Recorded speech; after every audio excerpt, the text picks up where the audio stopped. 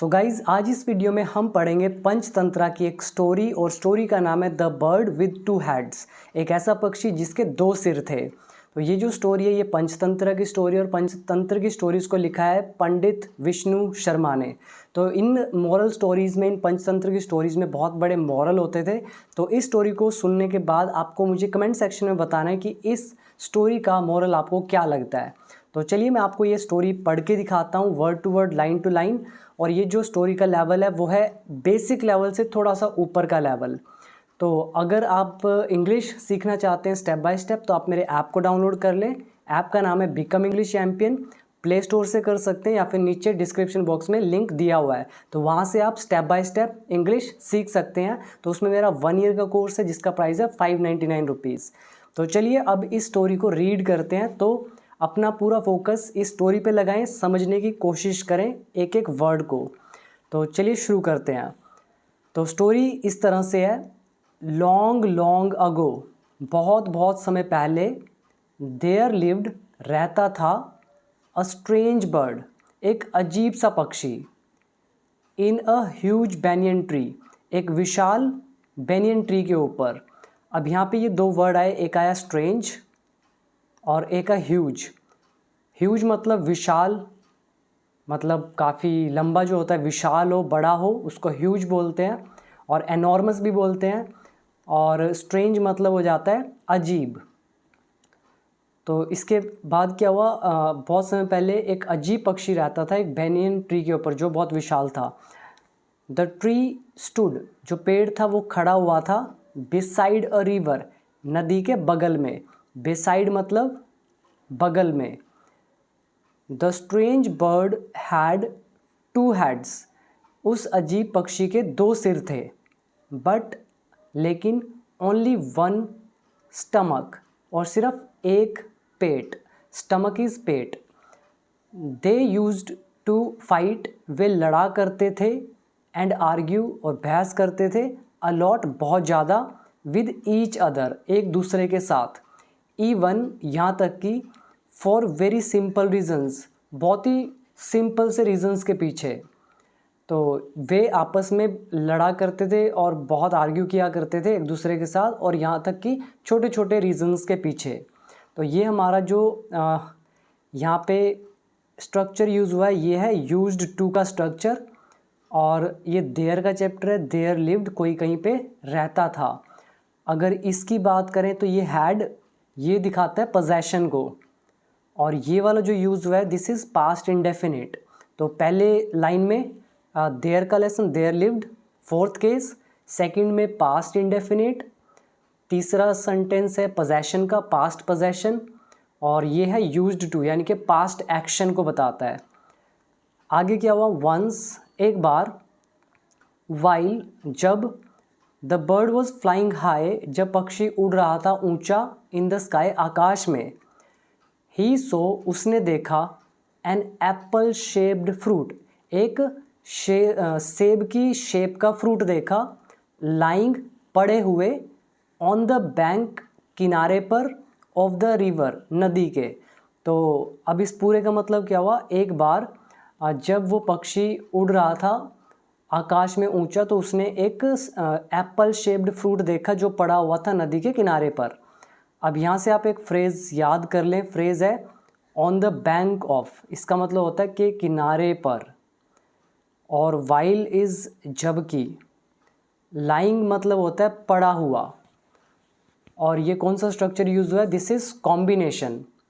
तो ये वाइल का लेसन है, मैंने करा रखा है, और ये भी दोनों कॉम्बिनेशन में करा रखे हैं।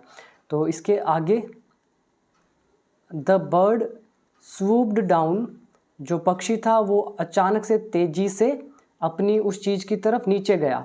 स्वूप डाउन का मतलब होता है to come down upon something in a sudden and swift attack. Right, कोई चीज़ एक किसी चीज़ की तरफ आ रही है, बड़े ही स्विफ्टली आ रही है, और जैसे उसकी तरफ अटैक कर रही हो, तो वो स्वूप डाउन होता है, नीचे आता है तेज़ी से उसकी तरफ। पिक्ड अप द फ्रूट, और फ्रूट को उठाता है। एंड बिगैन, और लगता है, टू ईट इट, उसे खाने।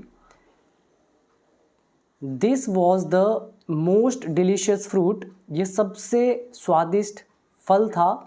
The bird had ever eaten, जो कि पक्षी ने कभी खाया था। तो ये इतना स्वादिष्ट था कि उसने कभी नहीं खाया था, ऐसा स्वादिष्ट। As the bird had two heads, as मतलब क्योंकि पक्षी के दो सिर थे। द अदर हैड प्रोटेस्टेड, दूसरे हैड ने प्रोटेस्ट किया, उसका विरोध किया। क्या बोला उसके बाद? एम योर ब्रदर हैड, मैं तुम्हारा भाई हूँ। Why don't you let me also eat this tasty fruit, तुम मुझे ये टेस्टी फ्रूट क्यों नहीं खाने देते हो, यानी कि मुझे भी क्यों नहीं खाने देते हो। The first had of the bird replied, अब जो पहला पक्षी था उसके सिर ने क्या बोला, मतलब पहला पक्षी नहीं, पक्षी का जो पहला सिर था उसने बोला शट अप, मतलब चुप रहो। यू नो दैट, तुम्हें पता है कि we have only one stomach, कि हमारे पास एक ही स्टमक है। विच एवर हैड ईट्स, कोई भी सिर खाता है, the fruit will go, fruit जाएगा, टू द सेम स्टमक, एक ही पेट में। तो कह रहे हैं विच एवर हैड, जो कोई भी सिर इसको खाएगा या फिर खाता है, फ्रूट सीधा सेम ही स्टमक में जाएगा। ये जो सेंटेंस है दिस इज़ फ्यूचर कॉम्बिनेशन, और विच एवर का लेसन में इंक्लूड हो रहा है। तो विच जो है इसके ये वाला जो सेंटेंस है ये हम विल नहीं लगाएंगे यहाँ पर, क्योंकि ये कॉम्बिनेशन है। तो उसके बाद क्या बोला उसने कि कोई भी हेड खाता है तो वो जो फल है वो एक ही स्टमक में तो जाएगा। सो इसीलिए इट डजेंट मैटर, इसलिए कोई फ़र्क नहीं पड़ता। एज टू विच, की कौन सा, एज टू विच का मतलब होता है कि कौन सा head, as to which head eats it, कि कौन सा सिर खाता है इसको। मोर ओवर, जब हम किसी बात को और बताते हैं कि और ऐसा भी एडअप कर रहे हैं तो एडिशन दिखाता है मोर ओवर।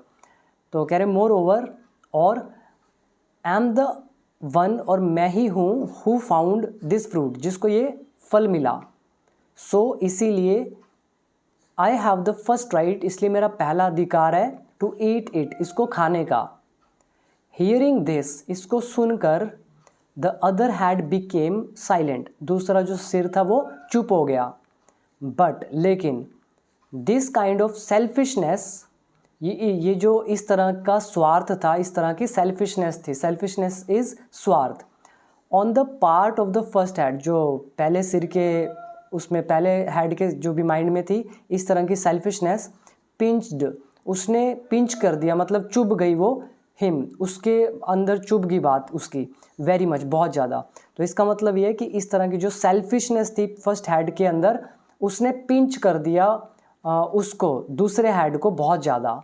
पिंच का मतलब होता है जिसको आप चूंटी मारना बोलते हैं, चुभना, पिंच इज चुभना, और सेल्फिशनेस इज़ स्वार्थ, स्टमक आप जानती हैं पेट, और इसके अलावा प्रोटेस्ट करना, विरोध करना, और डिलीशियस इज़ वेरी टेस्टी। और ये वर्ड था स्वूप डाउन, स्वूप डाउन होता है नीचे की तरफ आना बड़े तेज़ी के साथ अटैक करने के लिए। और बाकी आई थिंक ईजी है, आगे पढ़ते हैं। तो ये जो बात थी वो उसको बहुत सारी चुभ गई, इस तरह का सेल्फिशनेस। वन डे, एक दिन, वाइल फ्लाइंग, उड़ते हुए, द अदर हैड स्पॉटेड, दूसरे हैड को दिखा। स्पॉट का मतलब होता है दिखना। न्यूज़पेपर में बहुत बार आता है कि जो कोई भी एक्टर या एक्ट्रेस है उसको देखा गया, तो बोलते हैं कि Ranbir Kapoor was spotted outside the gym, और Sushant Rajput was spotted many times there, कि उसको वहाँ पे कई बार देखा गया था। इस तरह से स्पॉट का यूज़ होता है। तो एक दिन फ्लाइंग करते हुए, द अदर हैड स्पॉटेड, दूसरे हैड ने देखा, अ ट्री, एक पेड़, बियरिंग, जिस पे लदा हुआ था, जिस पर था क्या थे, पॉइजनस फ्रूट्स, जहरीले फल। अब बियर का मतलब क्या होता है? बियर का मतलब होता है किसी चीज़ को अपने ऊपर लिए हुए होना। तो उस पेड़ ने अपने ऊपर क्या ले रखे थे? जहरीले फल। अब यहाँ पे आपने कई बार सुना होगा, आपको मान लो कोई पर्स मिलता है और उस पर्स में कोई कार्ड है, और उस कार्ड में जिसका पर्स है उसका एड्रेस लिखा हुआ है, तो आप क्या बोलेंगे कि वो जो कार्ड है उसने बियर कर रखा है उसका एड्रेस। जब आप किसी के घर जाते हैं तो आप देखते हैं कि इस घर का नंबर क्या है। तो नंबर जो है वो बाहर लिखा होता है किसी ना किसी प्लेट पर, तो हम बोल सकते हैं कि उस प्लेट ने उस घर के एड्रेस को या फोन जो भी नंबर होता है हाउस नंबर उसको बियर कर रखा है। या कोई लेटर होता है, लेटर पे किसका एड्रेस लिखा हुआ है तो हम कहेंगे this letter bears the address of my friend, इस तरह से। तो उसी तरह से जो पेड़ था उसने बियर कर रखा था, तो उसके ऊपर थे क्या थे, पॉइजनस फ्रूट, जहरीले फल। द अदर हैड, दूसरे सिर ने, इमीडिएटली तुरंत, डिसेंडेड मतलब जो अदर हेड था वो तुरंत, डिसेंडेड वो नीचे की तरफ उतरा, अपॉन द ट्री पेड़ के ऊपर, तो ऊपर उड़ रहा था वो, तो डिसेंड मतलब होता है नीचे उतरना। इस वर्ड मैंने बताया भी था अच्छे से डिटेल में, आपको कई बार बता दिया वैसे पिछली वीडियोस में, तो वॉच जरूर कर लीजिएगा। तो दूसरा हैड तुरंत, डिसेंडेड उतरा, अपॉन द ट्री पेड़ के ऊपर। अब यहाँ पे अपॉन क्यों आया है, क्योंकि ऑन मतलब किसी चीज़ के ऊपर होना और टच में होना, और वो मोशन में नहीं है। जब कोई किसी चीज़ के ऊपर आता है और मोशन में होता है तो अपॉन का यूज़। प्रेपोजिशंस की वीडियोज़ है मेरी 170 के आसपास, जरूर देख लीजिएगा सारी। तो दूसरा हैड तुरंत उतरा पेड़ के ऊपर, एंड और plugged a fruit from it, और उससे फल तोड़ा। अब यहाँ पे प्लग का मतलब होता है तोड़ना, और आप पत्ते तोड़ते हो, आप फल तोड़ते हो, आप फूल तोड़ते हो, सभी के लिए प्लग। तो उसने तोड़ लिया। अब क्या हुआ, अब किसी के वर्ड है ये, direct narration, please don't eat this poisonous fruit, ये पॉइजनस फ्रूट मत खाओ। अब वो जो दूसरा हेड था उसकी बात चुभ गई थी उसको, मतलब दूसरे को चुभ गई थी पहले हेड की बात, तो अब वो बदला लेना चाहता था, उसको जहरीले फ्रूट दिखे, और अब वो उसको कह रहा है कि मैं खाऊंगा, और वो कह रहा है इसको प्लीज़ खाओ मत इस जहरीले फल को। क्राइड द फर्स्ट हेड, तो पहला हेड चीखा। इफ़ यू ईट इट, अगर तुम इसको खाओगे या खाते हो, ये फ्यूचर कॉम्बिनेशन है इसलिए विल नहीं आएगा। इफ़ यू ईट इट, अगर तुम इसको खाओगे, बोथ ऑफ अस, हम दोनों, विल डाई, मर जाएंगे। बिकॉज, क्योंकि, we have a common stomach, क्योंकि हमारा एक ही स्टमक है, कॉमन स्टमक है। टू डाइजेस्ट इज इट, इसको पचाने का, डाइजेस्ट इज पचाना, कॉमन मतलब जो एक ही हो, मतलब कॉमन चीज़ आप में और मुझ में कॉमन चीज़ ये है कि आप इंग्लिश के साथ टच में है, मैं भी इंग्लिश के साथ टच में हूँ। तो कह रहे कि अगर तुम खाओगे तो हम दोनों मर जाएंगे, क्योंकि हमारा कॉमन स्टमक है इसको डाइजेस्ट करने का। फिर आगे से आवाज़ आती है shut up, shouted the other head, दूसरा सर जो सिर है वो बोलता है शट अप, और फिर बोलता है since I have plugged this fruit, क्योंकि मैंने इस फ्रूट को तोड़ा है। ये प्रेजेंट परफेक्ट है और सिंस लगा हुआ है क्योंकि के लिए, जब रीज़न आपको ऑलरेडी पता हो, क्योंकि ये फल मैंने तोड़ा है। आई हैव एवरी राइट, मेरे पास सब अधिकार हैं, टू ईट इट, इसको खाने के। The first head began to weep, पहला सिर रोने लगता है, बट लेकिन, the other head did not care, और यहाँ पे लगता है कि जगह पास्ट में ले जाए, रोने लगा, लेकिन दूसरे सिर ने उसकी परवाह नहीं की, तो the other head did not care, उसकी परवाह नहीं की। He wanted to take revenge, वो बदला लेना चाहता था। फिर क्या हुआ, और यहाँ पे टेक रिवेंज मतलब होता है बदला लेना, टेक रिवेंज, तो वो बदला लेना चाहता था। ही एट द पॉइजनस फ्रूट, वो जहरीले फल को खा गया। एज अ रिजल्ट, परिणाम स्वरूप, इसके परिणाम स्वरूप, बोथ ऑफ देम डाइड, और दोनों मर गए। अब यहाँ पे आप ऐसे भी लिख सकते थे, एट लास्ट, या अल्टीमेटली, फाइनली, और कॉन्सिक्वेंटली, राइट। कॉन्सिक्वेंटली ज़्यादा बेटर वर्ड है क्योंकि किसी चीज़ का परिणाम हुआ है, तो as a consequent, simple use करें consequently, comma, both of them died, तो एज अ रिजल्ट और कॉन्सिक्वेंटली एक ही बात है।